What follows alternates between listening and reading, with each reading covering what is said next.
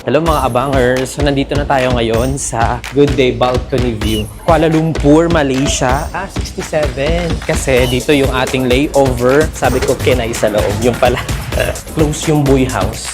Etong Meraki Cafe. Ang bilis kumilis itong mga nasa Good Day. Pagpasok ko pa lang guys, or pag-open pa lang, grabe, lalakad-lakad pa pala to, no? Dito tayo bumili ay, no, sa Circle K. Para hindi tayo mahuli. Tapos, dito sa kabila naman, Departure D1. Parang mall. May nakita kasi ako na nagkukumpulang mga tao. Tapos may nagbibenta ng bulaklak. Pababa ako guys. Tapos yung isa sa mga sulitin na natin. Pag kanan kayo ng elevator, tinan nyo dito merong hassle. Ang taas. May mga nakatira na din dito sa kabilang side. Hello. Hello. Anong floor na ba ako? Ang tagal. I-refund yung elevator fee.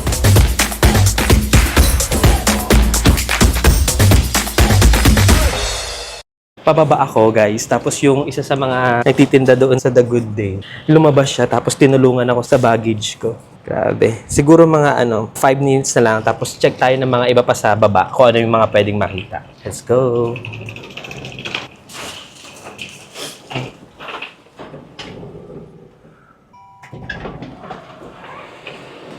Sa 8th floor. Ay, Good Day din pala siya. Bumaba na ako guys sa 8th floor. So, iiwan ko muna yung gamit ko dito para hindi natin hassle. Hassle? Ito yung gamit ko, iwan ko muna dyan. May Good Day din sa 8th floor. So, pagbaba nyo ng elevator dito sa may kaliwa, Good Day din siya. Katapat lang din. Good Day Balcony View. Tapos may banh-mi. Ayan na Good Day, oh. Balcony View. Yan ko nga, silipin ko. Vietnam. Ay, ang ganda dito, oh. Parehas lang din. Parehas lang. Pero may iba itsura. Hello. Parehas lang din. Okay. Ang ganda. Ang ganda, oh. Good Day din yung 8th floor. So, yung 9th floor tsaka 8th floor, Good Day din siya. Pero dito sa 8th floor, guys, meron silang parang iba sa menu nila. Kaya kung gusto nyo matry yung iba sa menu nila, dito kayo sa 8th floor. Pero maganda rin kasi sa 9th floor. Tapos meron din ditong Saigon style. Doon sa Saigon Fast Nails. Ito, may the letter, coffee, and food. Tapos dito, ano na siya? Spa. Ayan, may kainan dito. Ayun, may kainan din doon. Tapos Saigon. May spa. Ayun, may spa dyan. Yun. Ano to? Ang taas. Ang bilis kumilos ng mga ang bilis kumilos itong mga nasa Good Day. Pagpasok ko pa lang guys, or pag-open pa lang ng pintuan, yung mga staff nila or crew, talagang kukunin na agad yung menu, tapos bibigay na sa'yo. Diba? Para at least hindi ka nag-aantay ng oras. Tapos dito naman sa kabilang side, sa right side, pag akit mo ng 8th floor, meron din, ayun, may Po Cafe. At tapos may mga nakatira na dyan. Ang taas. May mga nakatira na din dito sa kabilang side. Tapos sa 7th floor na tayo. Okay. So, nandito naman tayo sa 7th floor. Sa 7th floor, parang community din dito eh. Community ba tawag doon? Yan, tapos dito mayroong Buy House, Coffee and Tea. Doon sa dulo. Dito, ayan meron nakatira. Sabi sa inyo, may mga bahay-bahay din siya. Tapos may part na, siya talaga, restaurant or cafe. Buy House, Coffee. May ice cream na papunta doon. Check natin.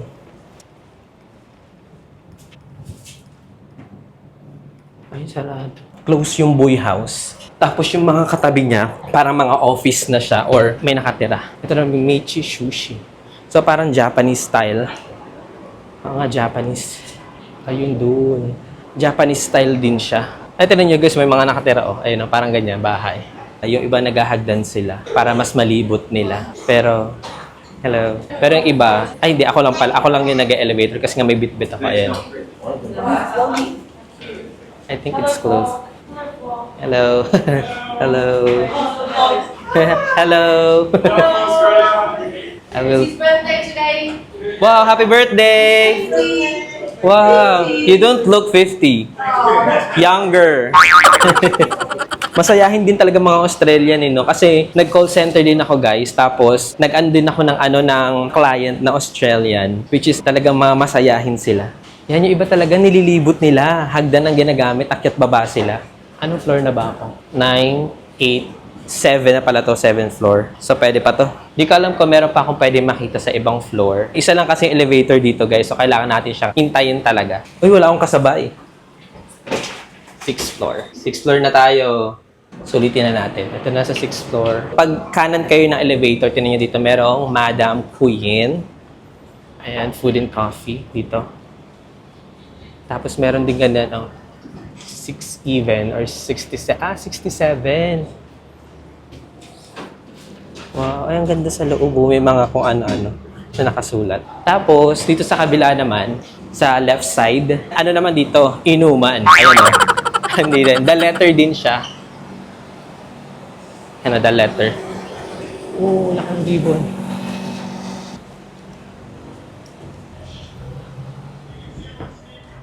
The letter. Wow. Yung tao, nag-thank you na lang siya. Kasi busy siya may ginagawa siya. Alis na tayo. Okay. Basta dito laging sa left side, guys, andito yung pinakaharap lagi ng mga cafe. Diba nandito na tayo sa 6th floor? Ang makikita mo kasi sa 3rd, 4th, and 5th, itong Meraki Cafe. So hindi na natin pupuntahan lahat, guys. Siguro yung 5th floor hanggang pababa, hindi na natin siya pupuntahan. Baba na tayo para makapag-book na tayo ng Grab natin papunta sa Tan Son Nhat Airport, which is yung Saigon Ho Chi Minh Airport or International Airport. Para doon na tayo dumiretso sa airport kasi baka mahuli tayo sa ating flight. Maganda rin pala sa Meraki Cafe kasi tingnan mo, meron siyang ganitong view. Meron siyang ganyang view na makikita mo parang may building. Okay din pala yung ano niya. Tapos may traditional concept. Ayan o. Wow. Refund the elevator fee. Kapag nag-Meraki Cafe pala kayo, tingnan nyo guys. Pwedeng i-refund yung elevator fee. Wow. Ayan pala guys. Kapag nag-elevator kayo tapos nagbayad kayo ng 3,000 dong, pwedeng i-refund sa Meraki Cafe. Wow. Hindi ko na guys iisa-isayin kasi ang bagal ng elevator dahil isa lang yung elevator. So, diretso na tayo talaga sa baba. Kaya pasensya na kayo. Kung gusto niyo makita itong cafe apartment, balik kayo dito. Punta kayo dito. Pero hindi ko pwedeng masabing sure. Pero gusto kong bumalik dito. Pero gabi naman. Okay, ito na sa ground floor. Baba na tayo. Okay. Ito ulit sa baba. Ayan, baba na tayo. Ito yung parking. Pwede kayo mag-park dyan ng mga motor ninyo. Kasi meron naman siyang rampahan dito. Ayan, no? So, dito na tayo. Mag-ano na ako. Wait. Parang gusto kong bumili muna ng tubig dito sa ano. Bibili muna ako ng tubig na malaki kasi baka mamaya mahal ang tubig doon sa airport. So, dito na tayo bumili ng tubig. Dito tayo bumili, sa Circle K. Ito, nandito na agad ang tubig. Siyempre, bibili tayo ng 15 pesos. Meron ganito ulit Ito yung gusto ko kasi meron siyang hawakan. Ang cute. Ito na lang, parang maganda Ang cute And Ion Life. Tapos meron din mga inuman. Tapos juice. Kailangan natin ng juice. Ito. May Minute Maid tayo na juice tapos may tubig. Ion Life. Meron pa kasi tayong chichirya tapos meron pa tayong biscuit. So ano pa kaya ang pwede natin bilhin? Para hindi tayo magutom. Isa pa kayang juice. Para dalawa ang juice natin. C2. 12,000 lang yung C2. Wait, 12,000 lang yung sito. Saka malaking sito nila Lychee naman ba this time? So, ito naman bilhin natin lychee. Merong strawberry. Tignan nyo guys, merong melon. Merong melon mint. Tapos meron ding strawberry. Strawberry cherry. Parang gusto yung strawberry cherry. Tapos ito, ano to? Icy mint lemon. Tapos may lychee. Lychee jasmine tea. 12,000. Sorry? No camera. No camera, sorry. How much? 50? 50,000. Okay. Bawal daw ang camera. Nakapag-camera na ako, tapos nakabili na ako. Ang arte naman ng Circle K na to. Okay, so magbubook na ako guys. Siguro mag-vlog na lang ako or mag-on na lang ako ng camera kapag nakasakay na ako. Buti na lang maaga tayo nakarating dito kasi tingnan nyo guys, yung pinag-tiktokan ko kanina or nag-picture or video ko kanina ay na sobrang init na niya. Ang tagal. Ayan, papunta na siya. So, kwento ko muna sa inyo habang nag-aantay ako dito. na nag-book na ako papunta ng Tan Son Nhat International Airport, which is dito yung sa Ho Chi Minh, Saigon. Simula dito sa The Cafe apartment, papunta doon, merong lumabas sa Grab na may additional siya na 9,000 dong para siguro pasakay ng pasakay ng Skyway or para sa mabilis. Basta may terminal siya, may terminal fee na 9,000. Entry papunta sa Tan Son Nhat International Airport. 4 minutes, ang tagal niya, traffic siguro doon. Punta na ako dito malapit sa kalsada kasi malapit na siya. 60H. Asan ka na? Bilisan mo na. Cafe apartment. Grabe oh. Di natin nalibot lahat kasi malilate naman tayo. Ito siya. Ayun na 60H. Tan Son Nhat Airport. At kinay sa loob. Inside. Ayan. Kinay sa loob. Sabi ko kinay sa loob. Yung pala. Thank you. Walang malamig sa ano.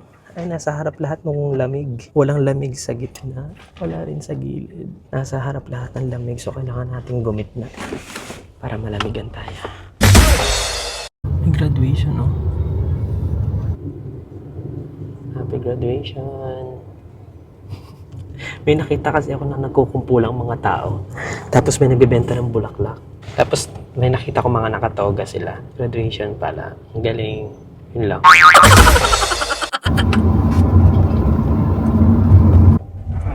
There. Okay. Dito na tayo. Oh, thank you. Thank you so much. Hello mga abangers! So ngayon nakarating na tayo dito sa Tan Son Nhat International Airport ng 11:25. Ang flight natin is 12:47. Okay na to. More than 1 hour. Para at least makapag-ayos-ayos pa tayo ng kung ano man pwedeng ayusin dito. Tapos ang ganda guys. So tingin ano ko, maleta ko. Meron siyang sabitan ng gano'n. Doon ko sinabit yung nabili ko sa may The Cafe apartment na mug. Hindi ko alam guys kung malilibot ko pa to kasi kailangan na natin pumunta sa may boarding gate para hindi tayo mahuli. Departure D1. Alam ko D2 ako eh. Tingnan ko muna kung ano yung departure number ko. Feeling ko kahit saan naman pwede pumasok. Pasok na tayo dito. Departure D1. Let's go na dito sa D1. Pagpasok guys sa D1, ayun agad yung AirAsia. Check ko muna yung cellphone ko kung tama yung pupuntahan natin. Kailangan makakuha muna tayo ng boarding pass bago tayo maggala-gala. AK523. Ang check-in ko sa letter I. Yan guys, oh. Meron kayo makikita dyan na check-in counter kung saan kayo mag-check-in counter. Ayun ako yung AK523. Yan, na Kuala Lumpur. Letter I. Ayan yung I counter. O, diba? Sobrang lapit. So ngayon punta na tayo. Huwag na tayo magpatumpik-tumpik pa. Let's go na. Para hindi na tayo mahuli-huli kung saan pa pupunta. Tara, let's... Okay guys, i-off ko muna tong camera ko kasi nandito tayo sa may pila ng immigration. Ang haba ng pila ng immigration nila. So, off ko muna to guys. Siguro mag-on na lang ako ng camera kapag nandun na tayo mismo sa may loob ng boarding gate. Hello mga abangers. So, nandito na tayo ngayon sa Kuala Lumpur, Malaysia International Airport kasi dito yung ating layover pauwi ng Manila, Philippines. Hindi na pala ako kuha ng boarding ticket guys kasi doon pa lang sa may Vietnam, sa Ho Chi Minh, 2 ticket na yung binigay sa akin. Yung unang ticket ko, flight papunta dito sa Kuala Lumpur. And then yung pangalawang ticket, Kuala Lumpur to Manila. Yun yung nakuha kong ticket. Grabe, lalakad-lakad pa pala to, no? Alright, so let's go. Okay mga abangers, nakarating na tayo dito sa may transfer area ng Kuala Lumpur papunta sa bansa kung saan kayo pupunta. Ito yung pinaka parang transfer counter. After ninyo sa arrival, merong way dito sa kabila. Yan, palabas. Diyan yung arrival hall, packet sa taas. Arrival hall, packet sa taas. Pero kayo papasok kayo dito kasi dito yung transfer counter. Dito yung transfer counter, ayan. Okay, so pasok na tayo. Wow, ang ganda dito guys. Ang ganda dito sa Malaysia. Tingnan mo naman ang sahig. Oh. Panis. Panis ang sahig. Grabe yung sa pasahig nila parang nasa 5-star hotel. Para siyang mall na. Parang mall. 6 PM pa, 4:30. So meron pa tayong 2 hours. Pero punta na tayo guys sa boarding gate natin. Baka mamaya magkanta leche-leche na naman eh. Tara na sa boarding gate. Off ko muna to guys. Bye-bye. Okay mga abangers, nahanap ko na yung boarding gate ko na L1. Marami din pala akong nakasabay kanina sa eroplano na may transfer din sila. May transfer sila sa ibang bansa. Kumbaga parang layover din nila itong Kuala Lumpur. Tsaka parang wala na to immigration guys. Kasi dumaan ako kanina doon sa may transfer counter. Yung mayroong doon, may tao na tumitingin lang ng boarding pass. So dito sa Malaysia guys, parehas lang ang oras ha. Akala ko super delayed na. Tama ba tong way na dinadaanan ko? Tinitin ako kasi kung nasa gate pa rin ako na tamang gate. Tamang gate pa rin ako. Ay, wait lang. Ano pala to? Wait lang. Umatras muna ako kasi ano yun, immigration or yung x-ray pala bawal doon ng camera. Since lalagpas na tayo guys sa immigration, i-off ko muna to lahat tapos doon na lang ako mag-video pag nandun ako sa loob. Okay? So, bye-bye. Hello mga abangers. So, nandito ako ngayon na sa NAIA Terminal 3. Nagtago muna ako. Ayan, tinan niyo wala mga tao dito. May mga tao pero konti lang. Kasi, uuwi na sana ako. Totoo lang, uuwi na sana ako ng bahay. Pero gusto ko muna sa inyo magpaalam. Wow, may paalam! Bukod sa gusto ko magpaalam, syempre, hindi naman matatapos ang ating travel na walang story time. Wow! Okay, so ito na. Super delayed yung flight natin from Vietnam. Pero super aga naman nung flight naman natin sa Kuala Lumpur, Malaysia. So, anong nangyari? Nung paglapag natin sa Kuala Lumpur, Malaysia, medyo nagmadali na din ako kasi nga yung oras sa boarding pass, maaga din. Katulad na kung gaano kaaga yung oras ng boarding pass natin sa Ho Chi Minh, Vietnam, papunta ng Kuala Lumpur, ganun din kaaga dito. So, ibig sabihin, kahit delayed yung flight natin, kailangan pumunta na rin ako agad-agad doon sa sa boarding gate ko. Pero ang kagandahan kasi sa Kuala Lumpur, Malaysia, International Airport, sobrang ganda doon guys. Parang mall. First ever international airport na napuntahan ko na ganun kalaki at ganun kaganda na parang mall talaga siya guys. Hindi ko lang siya masyadong na videohan or na vlog masyado pero ang laki niya, ang lawak. Kaso nga medyo nagmamadali na ako eh.